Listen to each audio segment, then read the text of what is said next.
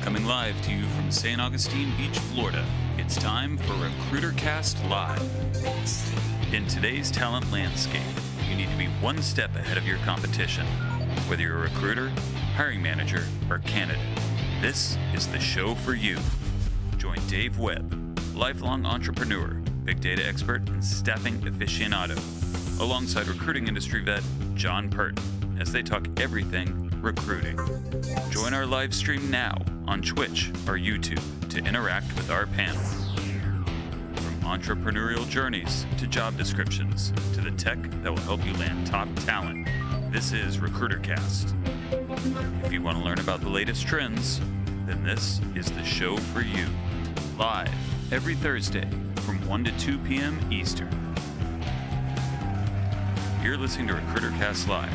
Now here's your hosts, Dave Webb and John Purton.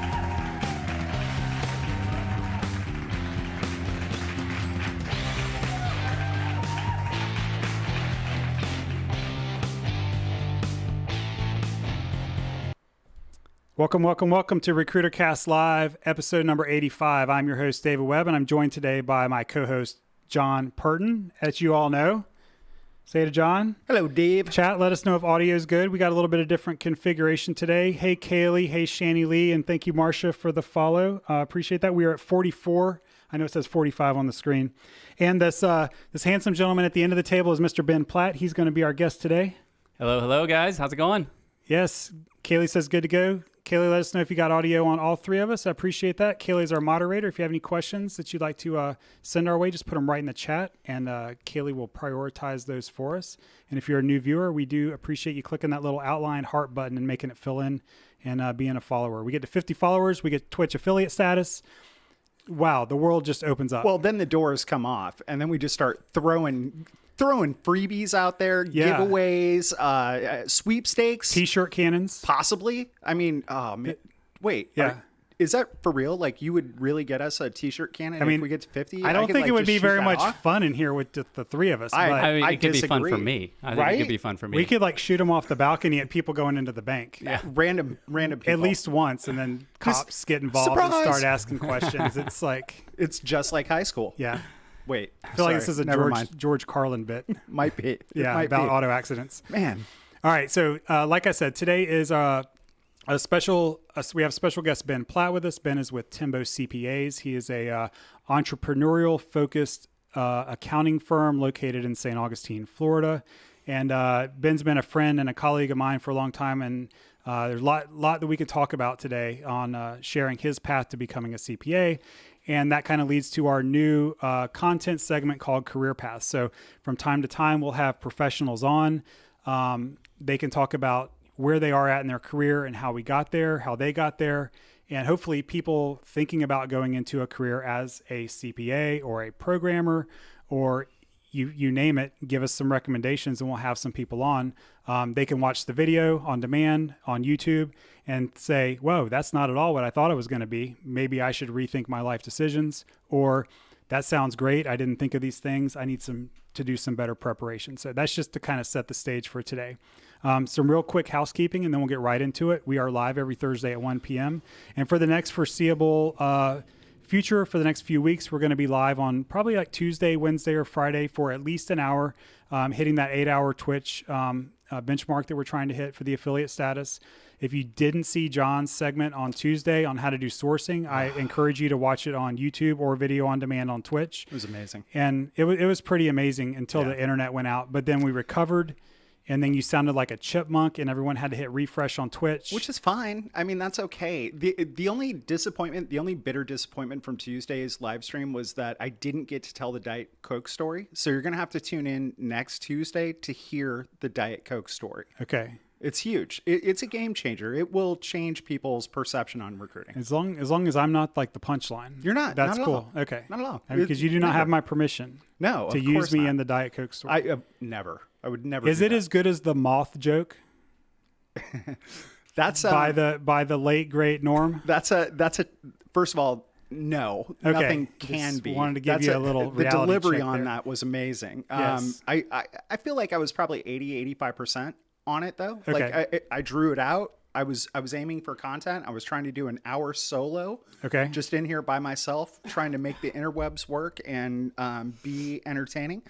But no, so tune in next week. Okay. You'll get the full Diet Coke story. It's amazing. So we are always live on Twitch, YouTube, Twitter, and Facebook. And then if you want to forward this to some of your friends, we will be audio only if they're want to listen to us while they're driving. Apple, Spotify, all the major platforms. It's 2021. If you don't know how to find a podcast by now, I gotta steer you toward a search engine. Yeah, you're on a flip phone. Yeah. We're not going to chew your food for you, as some people like to say that I admire. Can't do it. All right, so Mr. Platt. Yes, sir. How are you today, sir? I'm excellent. It's happy to be here. Yeah, you're back in town after a little bit of a trip. We've had a couple of trips, yeah. So I guess let's start off. We kind of talked about that you are a CPA.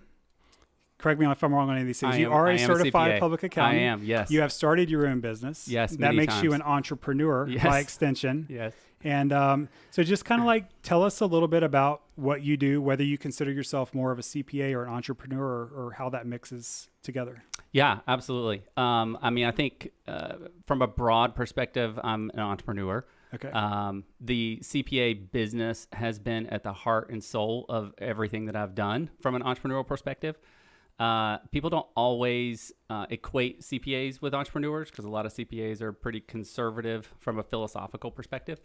I am not one of those CPAs. Okay. Most people who meet me always say, "You're not like any other CPA I've ever met before." Yeah, you forgot your tie. Yeah, exactly. Where's your bow tie, man? I burned all ties. Good for you. Nice. Good for you. Metaphorically and literally. And literally, yes, absolutely.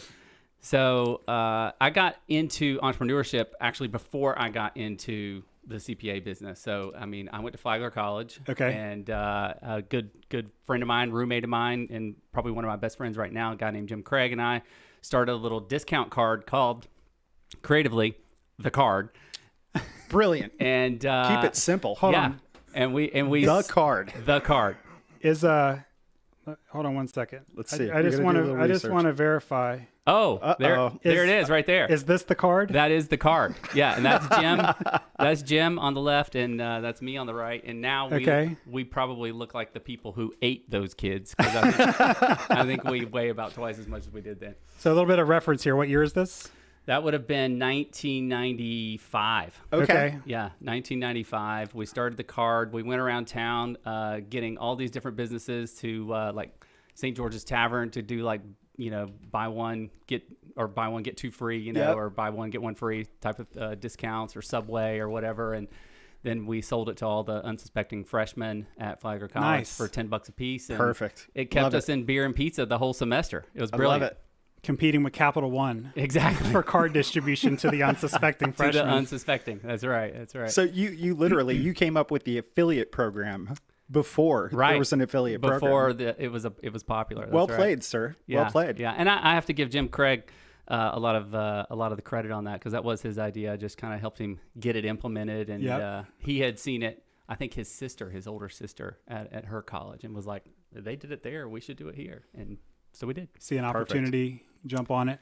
Yeah. So and then I was at Flagler for accounting, and I was looking for a job. I went to lots of different places trying to find a job in the summer of '95, actually, and happened upon a tiny little CPA firm called Ken Kresge CPA. Okay. I walked in. The guy who walked up to me was a guy I had gone to Flagler with, a guy named Ed Painvin.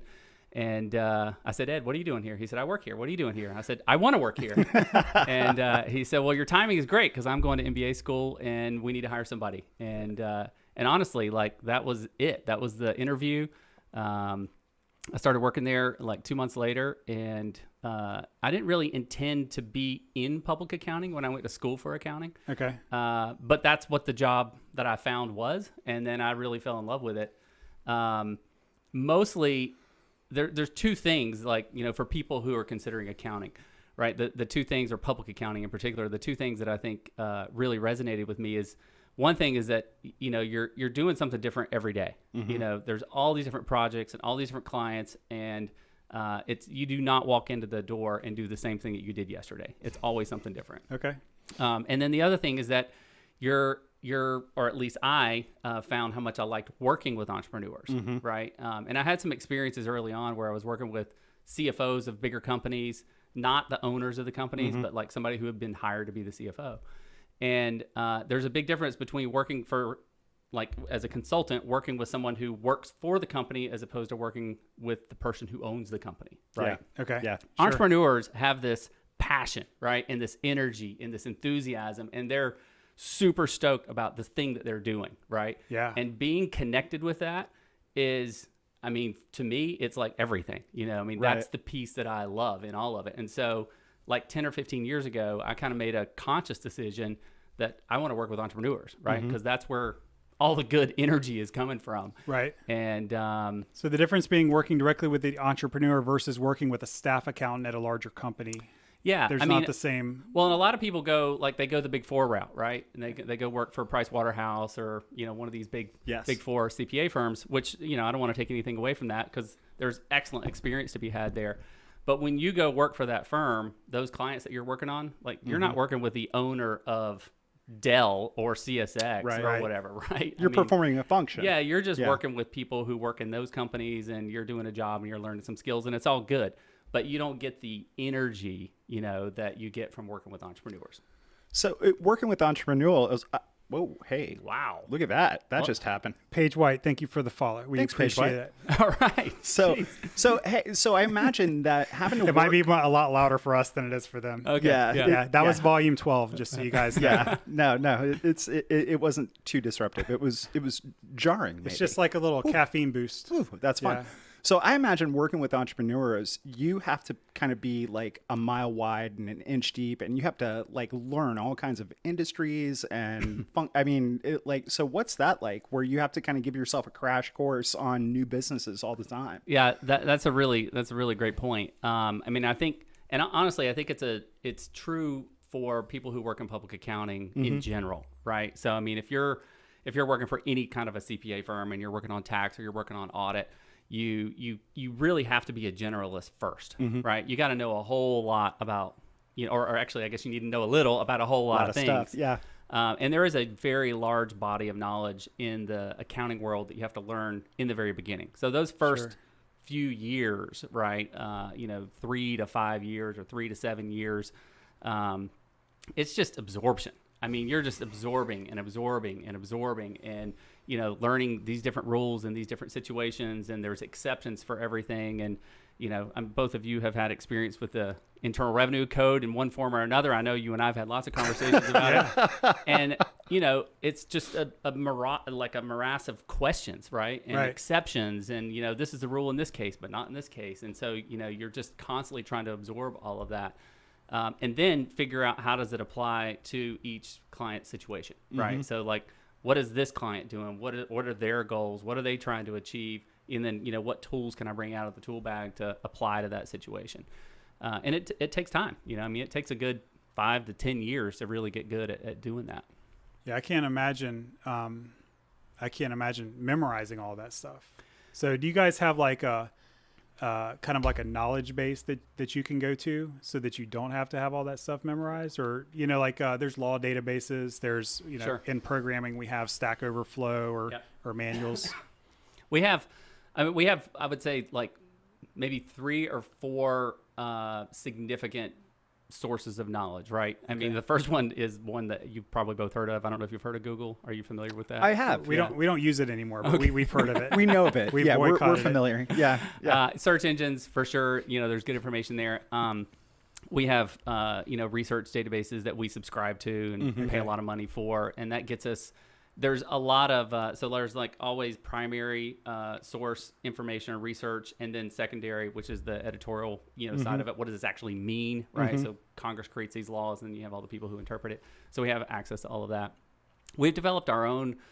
I mean, like for me, I kind of look at it like almost like football, right? So we're going to run a play. So you have to have all these different you have to have a book of plays. And so we've developed that list. And for me, since I'm focused on tax and not audit, it's all tax minimization strategies, right? So how do we help clients minimize tax, free up money for them to do something else, right? Whatever their other goals are. And so we have a long list of those kinds of plays. And then you just have to see what situation you're in with clients to figure out which play to run. Okay. And, This sounds a million times more consultative and more like being almost like a business partner as opposed to just doing math.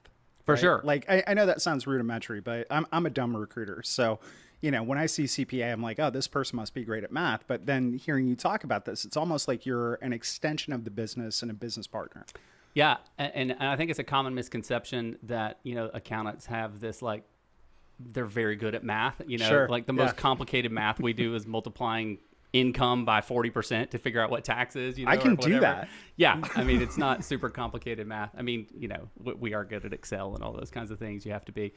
But I think you're right. It's the relationship that you form with people and getting to know what they're trying to accomplish and then figuring out their situation and the rules that apply and helping them navigate all of that. Very cool. Yeah. Very cool. So I have some questions about that day that you walked into the accountant's office and got your first job in 1995. Okay. But before we go there, All right.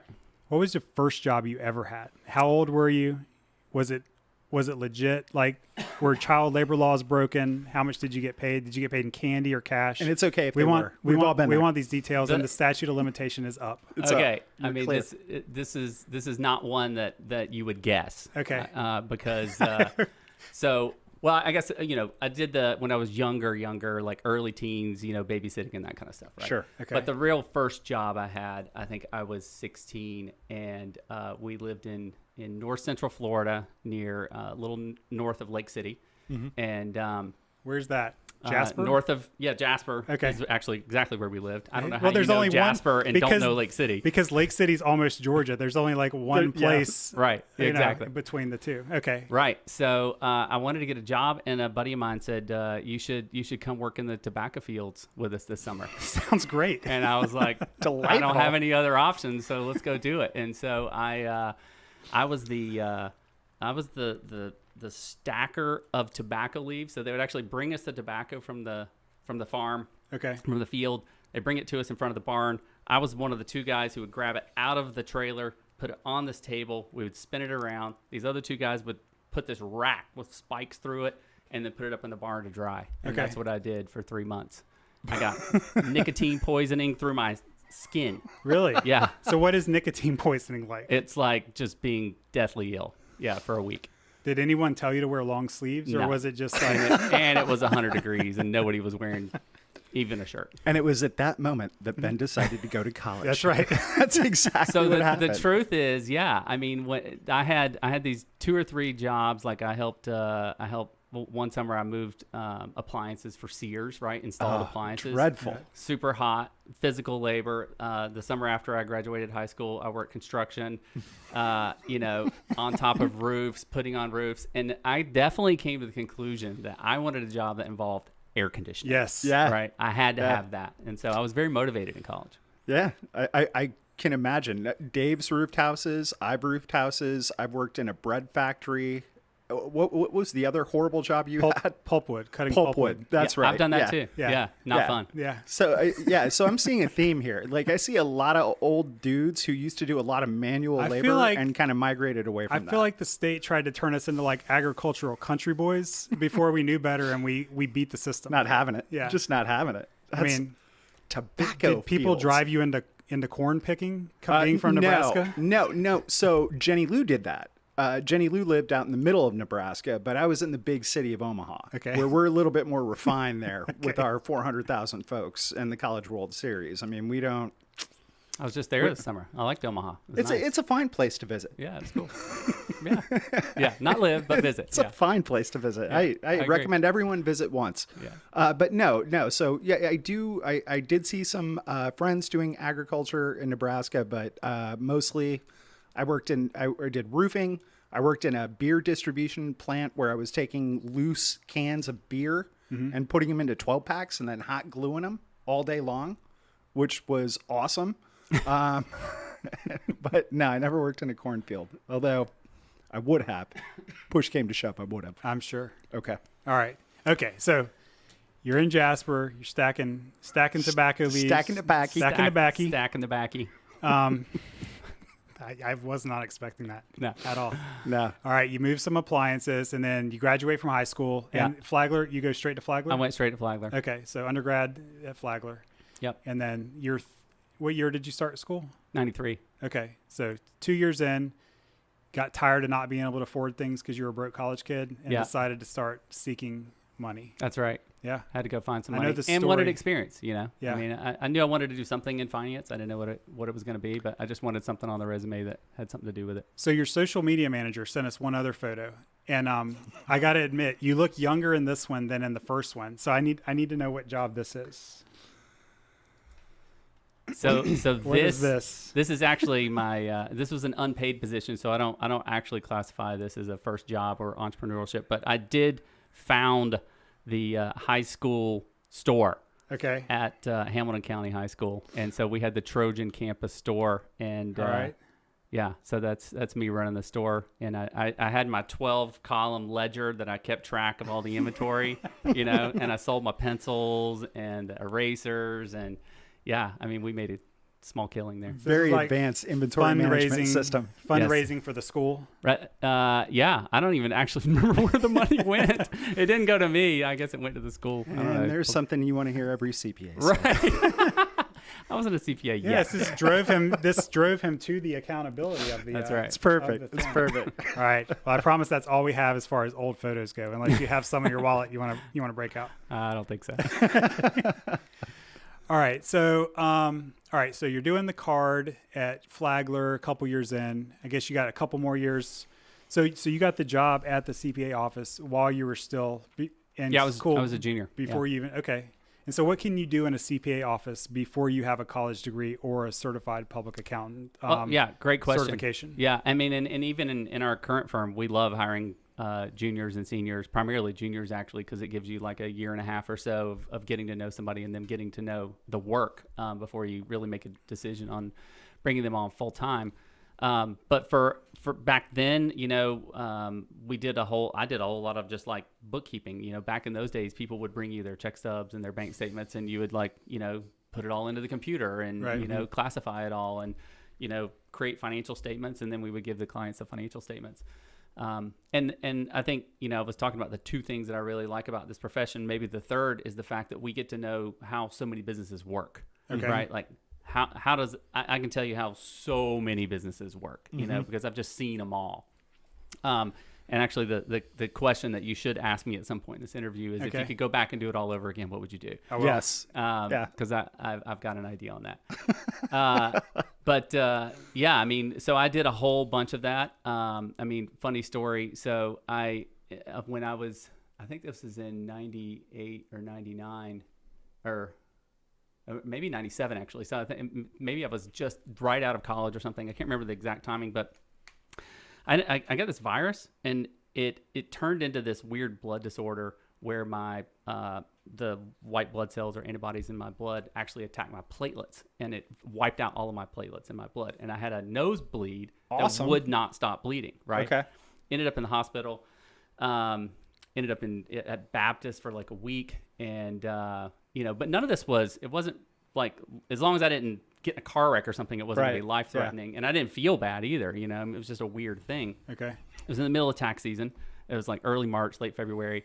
And so Ken Kresge, the guy who I was working for at the time, he said, how you feeling? And I said, I'm feeling pretty good. He was like, okay. It's tax season, you know? I'm like, yeah, I know. I'll be back as soon as I get out of the hospital, I promise. He was like, okay, well, I'll come and visit you. I was like, all right, that's cool. So he shows up that afternoon with a milk carton full of tax returns and a laptop that ran at about, you know, like 1 mile an hour. Right. And so I sat there in the hospital for 3 days doing tax returns. He brought the AOL disc in That's so right. we could get on the internet. So a couple of things about that. Number one, kudos to you for just grinding it out in the hospital That's and what I just did. and getting past the deadline. That's what I did. And I got to give Ken some props. Like, hey, I mean, if you ain't dying, you could still work. That's right. Like Yeah. He's solving problems. I appreciate him. He saw an adhering to- opportunity and went for it. Yeah, good for him. Yeah. Good for him. Way to go, Ken. He's always said, I've got an opportunity for greatness. That's what he'd always say to us, you know, hey, I got an opportunity for greatness, which is not something you ever wanted to volunteer for. Because that meant he It was needed gonna you to be do work. a lot of stuff Yeah, it was in a gonna be short work. amount of time. Yeah, that's right. I respect that. I'm gonna have to adopt that myself. Yeah, it's a good one. So as part of learning about how all businesses that you work for work, how often do you get to take a lesson learned from one of your clients and suggest it to another one who's having a similar problem? Yeah. I would say quite often. Okay. I think there are platform things like how do companies do their accounting, what platforms do they use and what are the processes? Those kinds of things, I think, we share that information a lot and help clients do those things better. Some of the tax minimization strategies, there are things that have worked for some clients that will work for other clients. And so you're just basically looking for the similar facts and circumstances and client goals to put those into play. And I think, part of what we do this thing in our firm called Jifunzi, which means learn in Swahili. We have this whole Swahili African theme going with Timbo. Because I spent some time there. We can chat about that. That's the next question. Okay. It really was. Yeah. We were like, dude, No, spoiler alert. I won't go there. But Jifunzi means learn. And so we do this every Thursday. We have this learning session. And sometimes it's very much programmed and we know what we're talking about, what we're training on. Mm-hmm. And other days it's just what did you learn? Mm-hmm. And, I think it's created this kind of whole learning environment. And last week I was talking to them about being a lifelong learner, right? Like having this constant mindset of wanting to learn. And when you are engaging with clients and basically saying yes to whatever those opportunities are, even though it's not necessarily something that you're good at or you have expertise in, you're going to learn a lot through it, Yeah. and, everybody I think knows that you learn a lot more from your failures than you do your successes. And I've certainly had lots of those over the years and learned a lot from those. But you can then take those things that you learn and then figure out how to apply them in other situations with other clients or, that sort of thing. Yeah, no, and I think when someone learns when someone figures out, I'll talk about myself. Not that way. When I figured out how valuable the failures were, that was like a turning point as an entrepreneur, right? And probably as a person too, Yeah. right? Because you go from frustration to opportunity, Right. and I know working with you, it's been great to say, hey, why don't you try this? Yeah. Or let's look at it this way, and it's a problem solving, right? Exercise. It is. There's more than one path to the tax return being done and signed, and you just kind of explore all of them, compare it to your short-term goals, your long-term goals, and it's not a one-size-fits-all thing. I think It's very customized. yeah. Do people still think that you do tax returns if you walk into the HR block office? You know what I'm saying? People still think that I fix computers with a screwdriver. Right, right. And I'm I kind of haven't done that in 25 years. Right, yeah. No, I think for the most part, we approach client relationships from a team perspective, right? And we've got great people on the team, and so I don't think that most people think that I'm still doing the tax returns. I'm still very much reviewing the tax returns and making sure that we get the right result, right? Yeah. But I'm not punching the numbers in the system anymore. Good for you. Yeah. So we talk. For you. So you hire people still in school, and is kind of the tax return kind of maybe an analog is architecture, where a draftsman might draw up an initial drawing, an architect reviews it to make sure it meets specs, its aesthetics, and then an engineer actually says, yeah, you can build this. Is it kind of analogous to that? Yeah, I would say it is similar to that. If I just described it quickly, it would be there's this volume of data that we get from clients that has to be translated into tax return forms, right? And that's a function that you can learn as an intern, in the first few years that you're full time, and it's a thing that's exactly what they do. And then there's the application of the law, right? Because just because you have this data doesn't mean that it's deductible, or there's other things. There's law that you have to figure out, and then there's the strategy side of it, which is, well, how do we really want this to turn out? And I think one of the big lessons that our team has learned over the years is you have to figure out what the right answer is first, right? You have to understand where things stand as they are before you start. I don't want to necessarily use the word manipulating it, but changing it to try to get to the goal that you want, right? So there are, when you're doing tax returns, there's always flexibility. There's always dials and knobs that you can turn to get to where you want to be. But you have to start with like, well, where are we right now? Right. You Right. know? Yeah. And if you jump ahead of that, then it just makes things super confusing. That makes sense. Totally. Yeah. You're working backwards from a result or from the goal, right? Yeah. Which, I mean, that's pretty much what you do every day And with software, right? starting off Yeah. with a foundation of facts, Yeah. and numbers that add up, Right. And then you can say, okay, I have all of these outputs. Now these become inputs into other paths. That's right.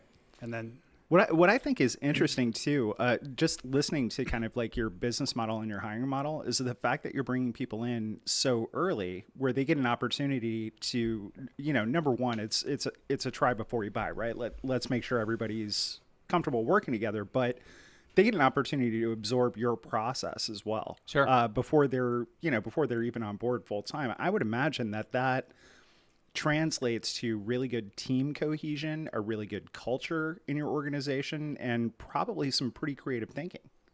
Yeah, I mean, I think there's pros and cons with both sides of this. So for us, I mean, and we're talking about recruiting, right? That's the big umbrella that we're under here. Right. There in our business, the unicorn is somebody who has like 7 to 10 years of experience and knows what they're doing, right? And it's probably true in a lot of industries. It's extremely difficult to hire people like that in our space. And if you want to build a firm and that's your strategy, it's going to be nearly impossible. now, why is that? Because they just won't They leave don't where they move. are. They're hard to find. They're hard to find when you need them. They don't want to live in St. Augustine. Trying to hire them elsewhere and train people remotely on the way that you do things has its own challenges. Sure. So all of those things are difficult. We've had a huge amount of success, and if you look at our team, the vast majority of them are people who, started off as interns and we hired full time, and then they've become, significant and important parts of the team. And so that's the path that I'm definitely going down right now. Right. That doesn't Yeah. mean I'm ignoring, trying to recruit and find the unicorns. And if I can, great. And if they fit, perfect. And if they don't, then, fire early and often. Right. Yeah.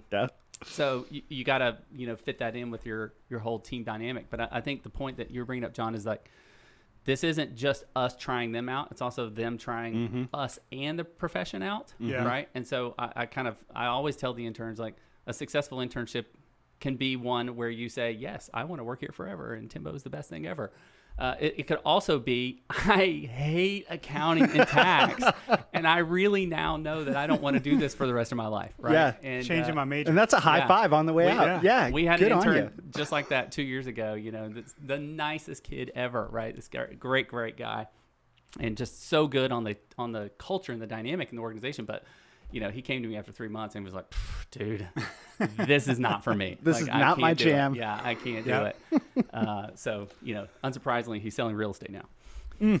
Well, yeah, and there's a lot of people who don't want to sit at a desk in the air conditioning for they 40 gotta be out hours and a week. A lot of people are more people centric. They have to, they want to see 100 strangers a day in the food service industry, or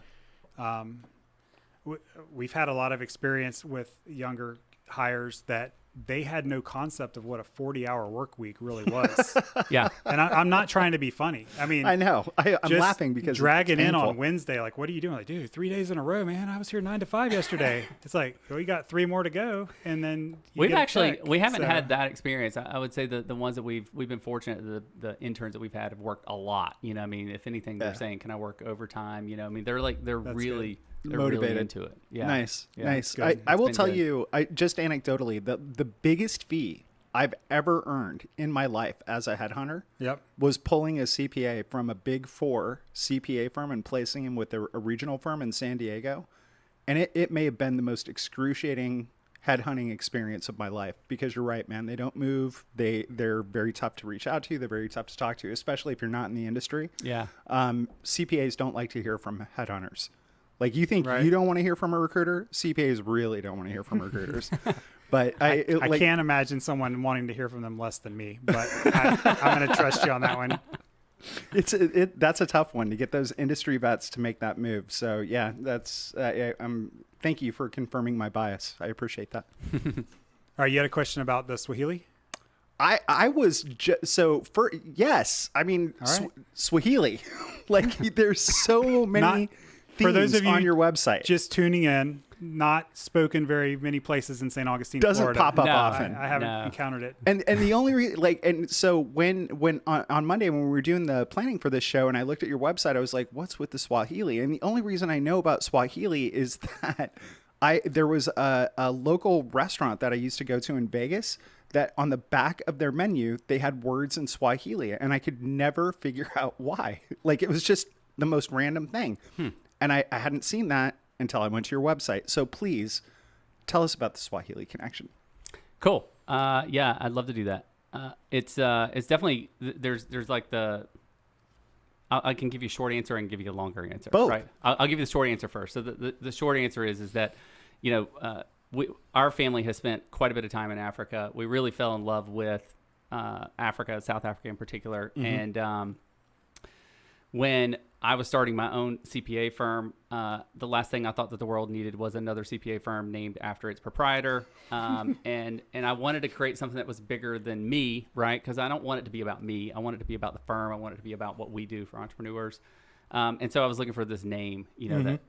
And you guys have been through this exercise. It's hard. It's to find really a hard. It's name, really hard. right? Because Yeah. you gotta deal with URLs, and you gotta deal with social media handles and Yes. trademarks and all the stuff, Yes. And so I actually have to give one of my clients and good friends, Brenda Bushell, a shout out, because I spent some time talking with her about this, and she said, you guys, like that time that you spent in Africa was so meaningful. It feels like it should be something related to that, right? And and the funny thing is, I spent 2 or 3 months thinking about what the name would be, and I came up with lists and lists of like all kinds of translations into different African languages and whatnot, and none of them made sense. I mean, like really weird words that nobody in the U.S. would ever be able to resonate with.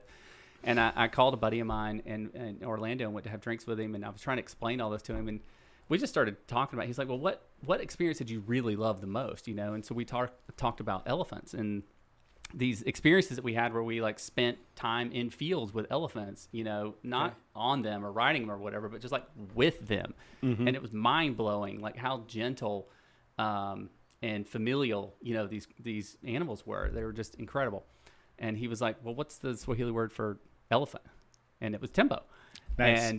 And it was like one of those things. And I get back to my office the next day. I have an elephant sitting right next to my computer, another one here, one on a poster behind me, another one over here. It's been staring me in the face for months. That's great. And then finally it just kind of became the reality of it. So yeah, that's how we came to the name, and that's where the influence came from. And it's cool. It's a great metaphor, like the way you describe the animal, the way the culture is at the company, the way you treat your customers, the way you treat your staff. There was a lot of symbolism. If you go, I think it's on our Facebook page, but there's a lot of symbolism there about like the characteristics of elephants with tusks that get right to the point of the matter, and big ears for listening to your problems, and tough, thick skin, to deal with tough situations, and padded feet to tread lightly, and all of the symbolism associated with the elephant that I think matches up really nicely with the way that we like to do business. That's great. So then you take just an extension of that is using Swahili words for stuff like learning to make the experience working at Tembo part of the culture. A little bit not plain. Yeah, compared something to fun somewhere else. Yeah, and I think also not overdoing it, right? Because I think there's also that kind of sensitivity side of things. Like we're not trying to appropriate that culture. It's their culture. It's a beautiful thing. But it's still, this is how we're kind of making our culture wrap around that and respect it, and it's different. I think people say to me, you're not like any other CPA I've ever met, and our firm is not like any other firm that they've worked for. As a matter of fact, going back to your question earlier about the interns, one of the downsides, when I was saying there's upsides and downsides, one of the downsides is that when you hire people right out of college, maybe they've worked at a fast food place or retail place or something, right? But this is their first professional job. And so, they get this experience of working. I believe it's an incredible culture that we have. I've had people tell me that, right? Right. And so this is the new norm for them. They're ruined. They have no ruined. idea how good they have it sometimes, right? Yep. And so one of the nice things about hiring people who, if you can find the unicorns from time to time, right, they then come in and say, oh my gosh, like you guys just don't even know what it's like out there, you know? Yeah. And honestly, I'm the same way, right? Because I got this job as a junior. I never went anywhere else. Yep. I mean, you know, I became a partner with Ken and Billy, and, you know, we did that for 17 years, and then I started Timbo. So I've, like, other than those little experiences, I've never worked somewhere else. It's and it's got to have its pros and its cons, right? It's like you never got broken by the system, Right. Right. You didn't learn a bunch of bad habits, Right. or Well, my wife would probably disagree with that. in accounting, Don't they Right. always? Yeah. but you know, but then there's that relative thing that is important. But maybe you got that in the tobacco fields, right? I mean, you got something to compare it to. Yeah. You have a frame of reference of Right. what you don't want in a career. But, you know, I've had people ask me about this before. My nephew got into computer science, and I think he's 26 now. But his first job was with kind of a smaller company in Jacksonville in the IT department. And then he's like, hey, I got a job at this big company. I'm all right, man. Let me know how it goes, you know, and he's back with another small company now. Right. So I think it is good to see what it's like on the other side of the fence. Yeah. And know some people are Perspective. suited. Some people like hundreds of cubicles Yeah. and cake on Friday in the break room. And I mean, office space is funny because it's accurate. That's right. Right. Yeah. And some people, you know, Peter didn't like it, Yeah. but everybody else did. Yeah. At least Milton did. Poor Milton, that guy. No, it's true. All right, so I'm gonna table your self-imposed question until the very end. Okay. But I think the next place I'd like to go is we've got about 18 minutes left. Tell me about how COVID affected the company, and I don't mean like from a numbers perspective. I mean culturally, dispersing employees, and I kind of know some of the things that you've done, and I think they're pretty cool the way that you adapted. And did it affect your? I guess first of all, how did it affect it starting about a year ago or 15 months ago, and then maybe talk about today. If you want to hire somebody, are you affected by the employment and labor shortage? Just Yeah. So if let me go back just a little bit Sure. to Africa, of course. and because it influences this question. So so the reason we went to Africa is because my sister moved there, right? And she was working for the Desmond Tutu Foundation in HIV research. And, you know, when she moved there with her husband, my wife and I and our kids were maybe like 12 and 10 or something like that at the time. Okay. You know, we just were like, wow. I mean, this is a huge opportunity, you know, to be able to go somewhere, spend time, you know, they knew the place and where to go and we could do it all safely and all of that. So we have to go, right? Yeah. Once in a lifetime opportunity. Right. Yeah. Up to that point in time, I would categorize myself as falling into the bucket of like the typical CPA who has the insane tax seasons, you know, and works a million hours, and clients are calling me. They're their first point of, I'm their first point of contact. And it's what most CPAs do. It's the grind. It's the grind, right? But when you're going to go to Africa, you can't go for a week, right? It's too far, right? And so, you know, you got to go for 3 or 4 weeks. And I can't, you know, I'd never been away from the office for that long. And, you know, it was a very conscious decision on our part to change the way that we did business, or that I did business with my clients, to create the room to be able to be away for 3 or 4 weeks, right? And when I say be away, it wasn't disengaged, right? It was just the ability to work from there, right? Which is huge, right? And today that sounds a lot more common, you know, than it was in 2012 or whenever this was. So, and it took me probably a solid year of very conscious work to kind of, you know, train clients, if you will, to call the secretary instead of me, right? And let's figure out all these answers, and these are the people who are on your team, and this person can answer that question just as easily as I can, and if you need a copy of this return, call her, right? So all those kinds of things. And so it was a very conscious thing. And then we went, and it was great, and it worked, and I was able to work some from there, but have a lot of fun and spend time with the family and all that. And so we went back a bunch, right? Sure, cool. So we did it over and over again. So when we started Timbo, I knew you never know when you start a new business, right? I've been doing this for like 17, 20 years, whatever it was at the time. And still there's nervousness about going out on your own and doing it the way that you want to do it. And, yes, I have relationships with all these clients, but are they going to follow me? I don't know. There's no guarantees, right? So when we went into this, it was a very lightweight approach. And my wife and I also knew, like, we wanted to be able to travel and utilize this as an opportunity to be able to do things from wherever. So I set everything up, in the cloud, very lightweight. I mean, in the beginning, we didn't have an office. We were working out of my, bonus room, and people, we had a small staff and they were working from home. And then, we ended up getting an office, and part of that was culture. Like, how do we meet and how do we, create central culture? location. Yeah.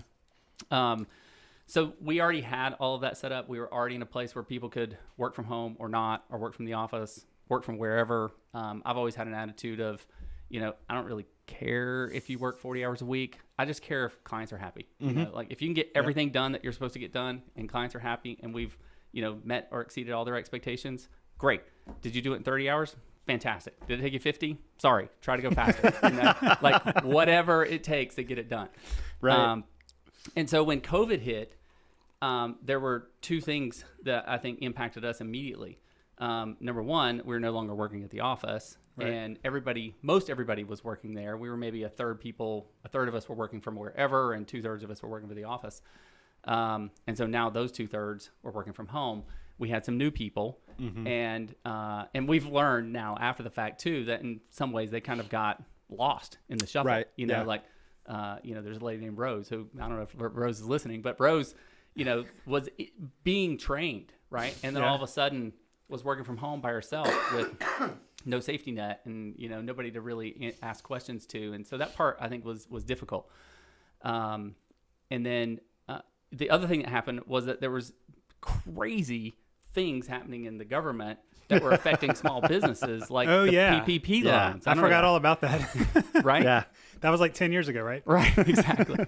So, they're passing 800 pages of legislation that all affect tax, that all affect businesses' ability to get cash. Surprise. Yeah. And so, we went into this like 8-week just cram session of trying to figure out and understand what in the world was happening. And you'll remember, I mean, I sent a ton of emails out back then. I don't send a lot of emails to clients, but back then I was sending tons of emails and writing lots of blog posts and building crazy calculators and trying to help people figure out what to do in this situation. And there was so much uncertainty. Businesses were wondering, like, am I even going to have a business? Am I going to be in business in 6 months? I don't know. Like, I don't know what this is going to look like. So all of that was, super, super, super challenging on top of all the normal stuff that we normally, had to do. I think the fact that we went into it very lightweight and all in the cloud and like we're heavy users of Slack, right? So that whole communication thing, that all worked, I think, really, really well. Right. And if anything, maybe in some ways made us even closer or at least able to communicate better using those channels. Definitely had a lot of clients that did not have that experience, right? Because they weren't prepared for that. And that part was really challenging. I think since then, we've had a lot of people come back to the office because I think they like the camaraderie of it. They want to be together. It's easier to train. I think, that one of the impacts of COVID is, in some ways, I certainly have lots of clients that find it difficult to hire new people. We haven't had as much of an issue with that. I do give a lot of credit to our culture for people like come to us, right? We kind of are a magnet for good people in some cases. And I love that, right? I mean, that's kind of what you want. And it takes a long time. We've been working on that for a long time and making sure that the people on our team are good people. Like we have no bad apples, like our team is all 100% good. And it hasn't always been that way, I mean, in the old firm, it wasn't that way and it was challenging. Rose is in chat. She says hi. Okay. I wouldn't have made it through the screening Rose. process. Sorry. Yeah. Rose just out in the ocean on her own. In our world, we call that employer branding, and it's a very specific thing. So I think the best employer branding is the kind that isn't done with an exact blueprint, and it's just Organic. It's very organic. It just kind of permeates out from the business that you've built and the people working there. It's your values too, right? Sure. I mean, at the end of the day, it's like what is it that you think is important? But we've all been around a table, maybe having drinks, and and I'm thinking of like times in my 20s, where you meet up with some people you haven't seen in a while. Oh, my job sucks. And there's like one person like, yeah, we're actually doing some pretty cool stuff. Like, we fixed the ATM network when it went down last week, and I found a $400,000 billing error, and got a promotion. So, yeah, it's it definitely, your employees take that with you, and hopefully they share it. That's got to be at least one of the reasons. I definitely think so. Yeah, definitely think so. You have a good social media manager. She's all right. She is. She's awesome. One of the things that you made me think of that was people not in hurricane zones don't understand how fast you got to get out of Dodge. Yeah. And I don't, tell me if this translates to you guys, but we had in 2015, we had an evacuation, and that was the kind of our first real live running of our contingency plan for everybody to be remote. We thought of it intentionally, like you did. We had things in the cloud. There's nothing critical here at this location. It's just phones and computers and electricity. And then in 2017, we did it again.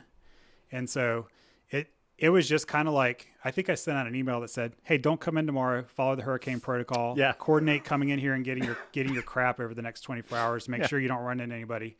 And then our customers didn't know we evacuated. They didn't know that we had dispersed for COVID. So did you guys have some protocols in place from that, and were you able to take advantage of them? For sure. Yeah. I mean, and I think it actually came out of our experience in maybe 2007, 8, 9, somewhere in that range when we got hit back then. Okay. And at the time, we did not have a plan, and it was extremely stressful, and it wasn't as bad as Matthew. But that put us in a position of saying, okay, we need a plan for this. And so then everyone that came through after that, we had a plan, and it was actually extremely well documented. And Charlene, who works for me now, she ran that whole thing. There was a telephone tree, and people had checks, and some people had cash, and we knew what the plan was. I think it's, nice. I think it's translatable. It's funny. I've got a few clients that are in the security and risk management space. And when I was talking with one of them about, who needs what you sell. Mm-hmm. And she, her answer was like, way more companies than you would think. And the situation is like, you don't know you need it until you need it. Right. Right. And then all of a sudden you need a plan. Right. And that's a big part of what they do, is to put that plan in place so that when that thing happens, you know what to do. And we know that from hurricanes, right? Because that's our experience. That's our world. But, yeah, I mean, for us, when the last time that we had the big threat, when we had this office, it's pretty funny. Like, we built the office to basically be able to spray it all out, right? Yeah. And we loaded up a box truck with all of the stuff that mattered.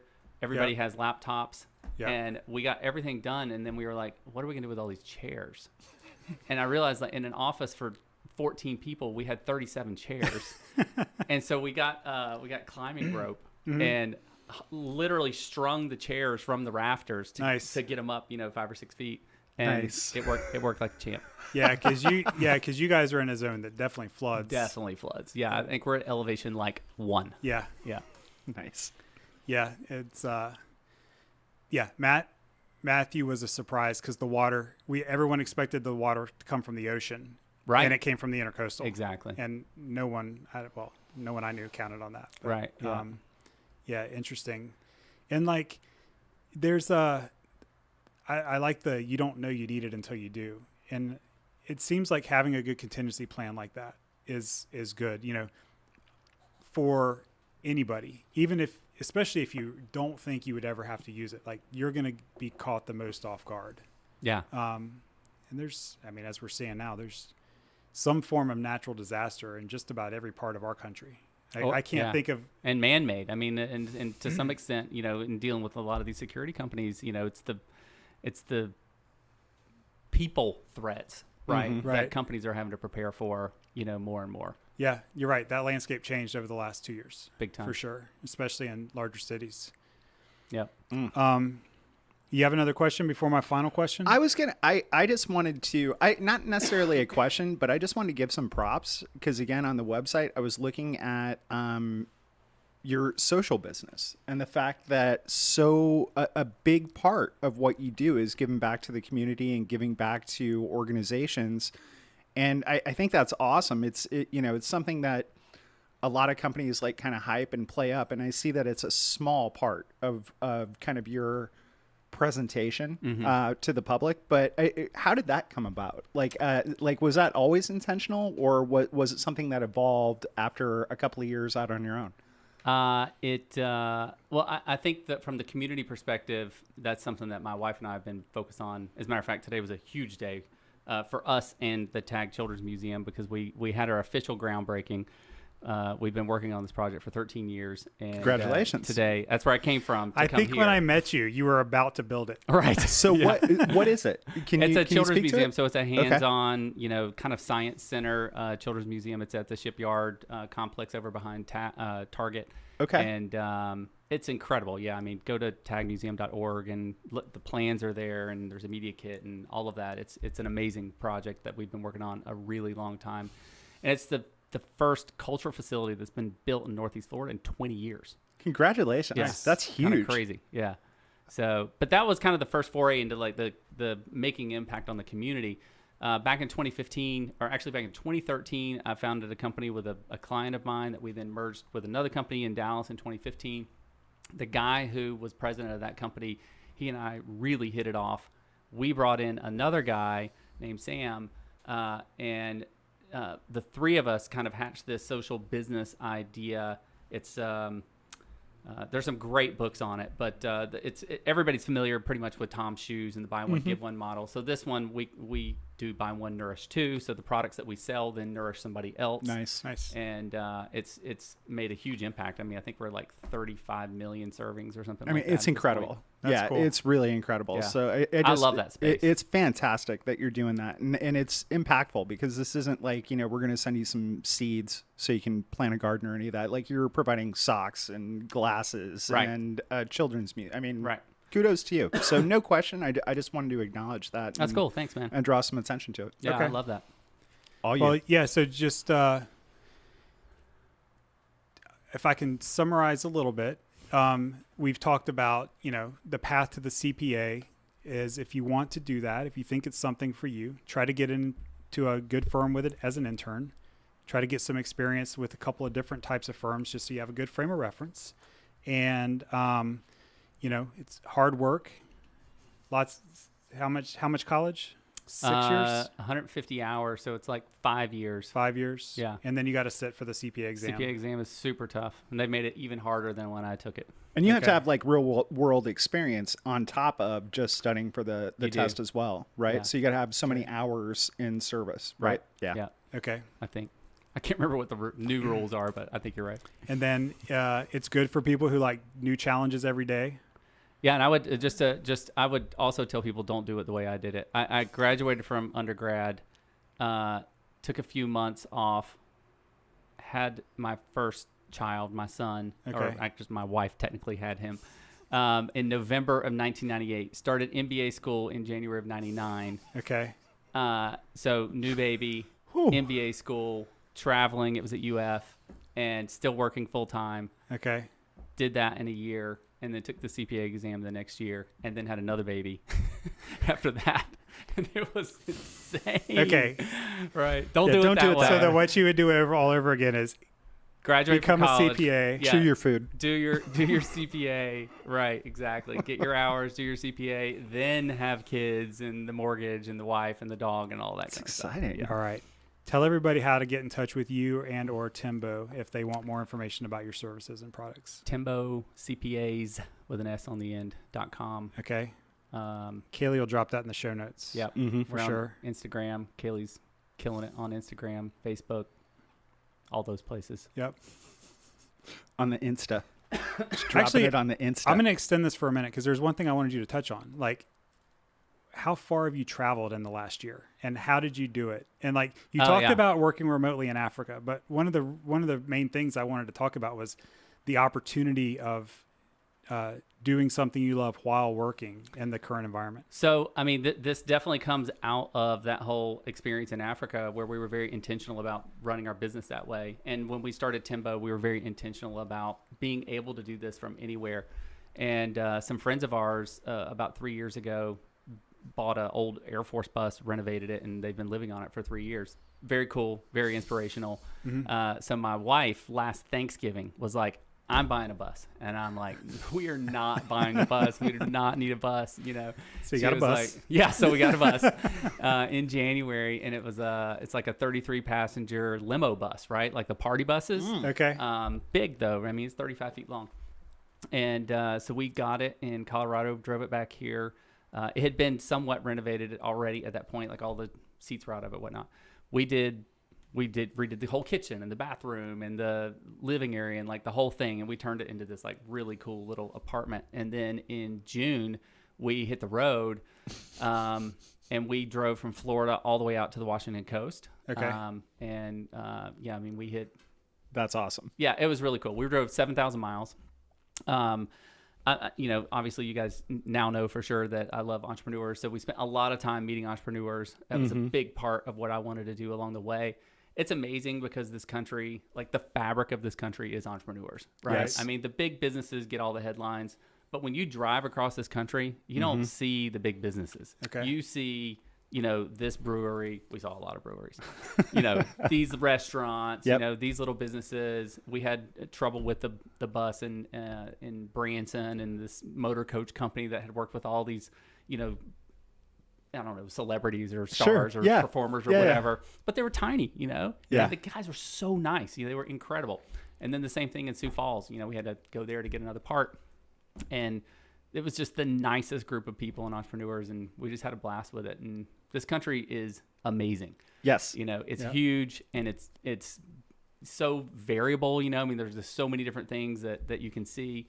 And all of the things that you think that you should see, like Yellowstone or whatever, those are great. But there's so much other stuff that's just amazing, too. And so, yeah, we had a blast. I got to ask you now, what's the best roadside attraction you guys hit? Like, what's the, like, most, I mean, there's the yarn. I mean, there's Carhenge. We saw the Corn Palace. Oh, in Mitchell.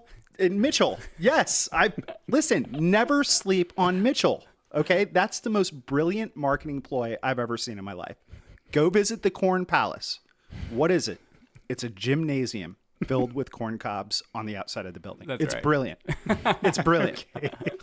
Sorry, man. I got really excited about that. You're the only other person I've ever met who's been there.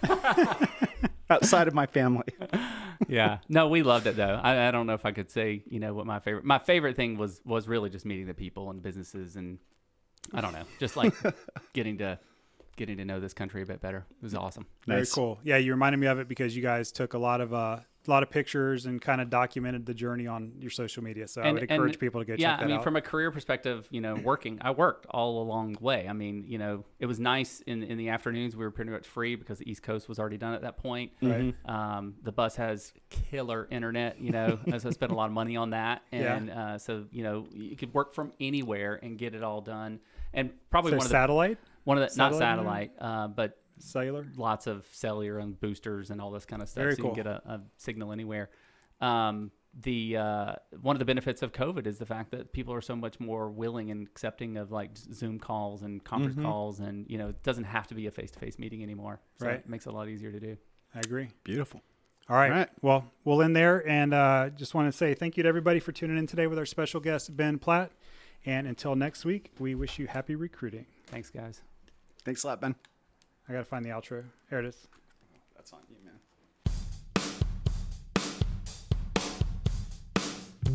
You're listening to RecruiterCast Live.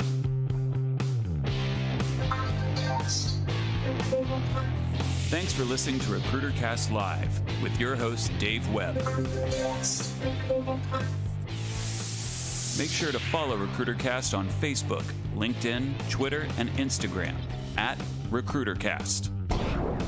Check out RecruiterCast on all major podcast platforms. Subscribe now. RecruiterCast is brought to you by Brightmove, named the top talent management technology provider in HRO today.